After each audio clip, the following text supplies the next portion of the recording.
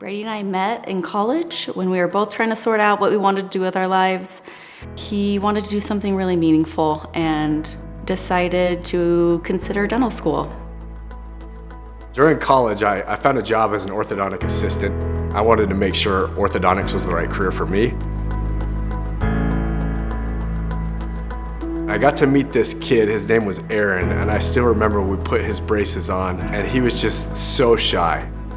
He would never look at you in the eye. Anytime you'd ask him how he's doing, he'd always, look at the ground like this, I'm good, and just kind of scared to show his teeth. Turns out, he was being bullied at school, and quite often, and it was because his teeth kind of stuck out really far. It was a pretty severe case. He kind of hit a breaking point, and so he kept getting in fights. We'd always have to fix his brackets because he kept getting punched in the face and knocking his braces loose. It took Aaron a while to open up to me, but once he did, I was like, man, this is such an awesome kid. Just has a lot of personality that he's been suppressing because of his smile for all these years. The main thing with Aaron when he came in, I just wanted him to know this was a safe space for him. When he was in my chair, he didn't have to worry about anyone making fun of him. He could be himself and show me his personality. By the end of his treatment, he had transformed into a totally different kid. And I still remember the day he got his braces off.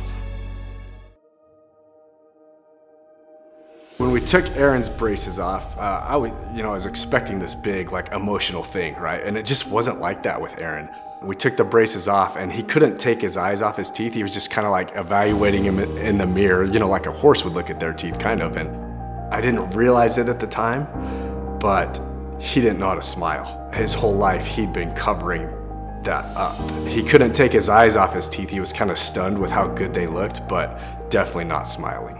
So it wasn't until he came back for his first retainer check 1 month later, and during that month he had learned how to smile. And I said, Aaron, I called his name, and he stood up, he looked me right in the eye, and I said, Aaron, how you doing today? And from ear to ear, he's smiling.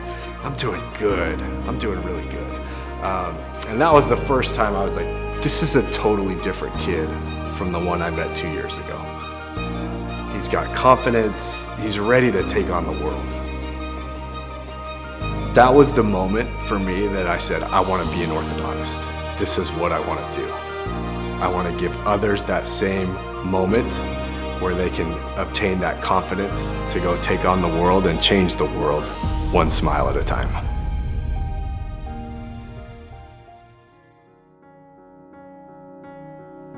Well, the journey to get through school was quite long.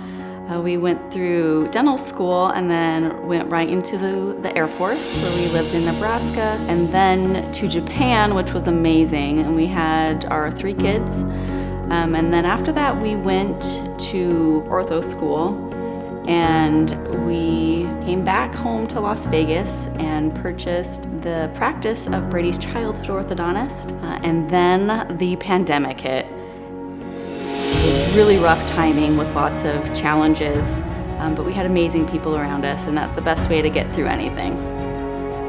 I've worked in this practice for the last 30 years. I started out as Dr. Norda's receptionist and then was trained to become his orthodontic assistant and then his treatment coordinator. In 2020, when he decided to retire, I thought about retiring with him, but when Dr. Okuda took over the practice, there was this energy about him. He made things new and exciting. So I decided to stay on, and I've been on in the practice now with Dr. Okuda for the last 5 years. Dr. Okuda doesn't just make executive decisions for himself. He genuinely cares about his staff. He wants to see us succeed as people in our personal lives as well. I know that orthodontics isn't a life or death situation, but we do change lives one smile at a time, and we witness it every single day here in the practice over and over. It takes a great team to make that moment happen, and it never gets old. Never.